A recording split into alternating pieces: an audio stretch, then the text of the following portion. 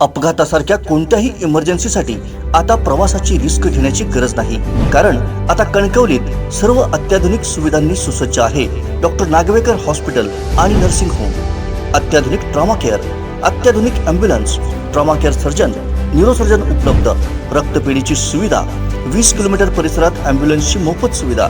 Doctor Nagwekar hospital आणि nursing home 24/7 emergency service. Mobile 9852 108 108 आणि 8803 108 108। आंबोलीत पुन्हा एकदा हृदयद्रावक घटना घडली आहे। माकडाला एका भरधाव गाडीनं उडवल्यानं या मादीचा मृत्यू झाला। मादीच्या पोटाशी तिचं नवजात पिल्लू मृत आईला बिलगून होतं। या हृदय पिळवटून टाकणाऱ्या घटना भविष्यात घडू नये म्हणून शासनानं हायवेवरती ठिकठिकाणी ओव्हरब्रिज, अंडरपास या वन्य प्राण्यांसाठी केले पाहिजेत अशी मागणी निसर्ग अभ्यासक काका भिसे यांनी केली आहे। आंबोलीत एका माकडाला भरधाव गाडीनं उडवलं। ती गाडी निघून गेली, परंतु त्या मादी माकडाच्या पोटाशी एक आठवड्याभराचं पिल्लू होतं, जे त्याच्या आईच्या मृत्यूपश्चात सुद्धा आपल्या आईला बिलगूनच होतं। हे दृश्य बघून मन हेलावून जात होतं। वेळीच उपाययोजना न केल्यास असे अपघात होतच राहणार आहे।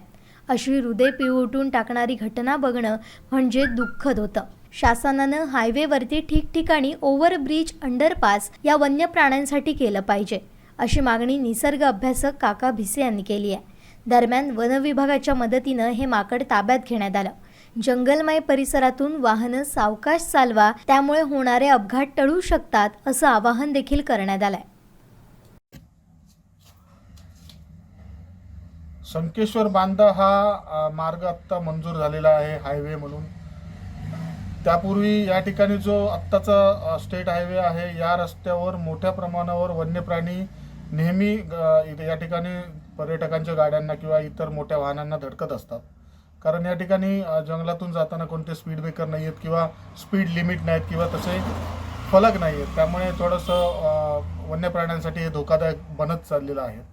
साप वगैरे हे तर नेहमीच मरतात, परंतु आता मोठ्या प्राण्यांची संख्यासुद्धा वाढलेली आहे। यामध्ये सांबर, भेकर, पिसई, ससे, गवेरेडे आढळल्यानंतर संबंधित गाडीतील लोकांनाही हानी पोहोचते, गवेही मरतात आणि त्या ठिकाणी मोठ्या प्रमाणावरती जीवितहानी होण्याची भीती असते। असं असताना या ठिकाणी शासनाने हायवे करण्यापूर्वी या ठिकाणी ज्या ठिकाणी प्राण्यांची ये जा आहे अशा ठिकाणी अंडरपास म्हणजे रस्त्याच्या खालून ब्रिज आणि रस्त्याच्या वरून माकड आणि आपला राज्य प्राणी शेकरू आहे अशा प्राण्यांसाठी वरून ब्रिज अशा प्रकारची उपाययोजना करणं गरजेचं आहे। अन्यथा अशा प्रकारचे रोड किल्स ज्याला आपण म्हणतो, वाहनांना धडकून वन्य प्राण्यांचे मृत्यू हे होतच राहणार, ते आपण थांबवू शकत नाही। आणि आजची जी घटना आहे ही माकडाची, ही बघून खरंच काळीच पिळवटणारी घटना होती। अशी घटना पुन्हा होऊ नये म्हणून शासनाने गांभीर्याने लक्ष देऊन या ठिकाणी उपाययोजना करणं गरजेचं आहे। मी मानद वन्यजीव रक्षक, सिंधुदुर्ग, वन विभाग। कोकणातल्या ताज्या घडामोडी आणि लाईव्ह अपडेट्ससाठी फॉलो करा कोकणचं नंबर 1 महा चॅनल कोकण 7 लाईव्हचं फेसबुक पेज।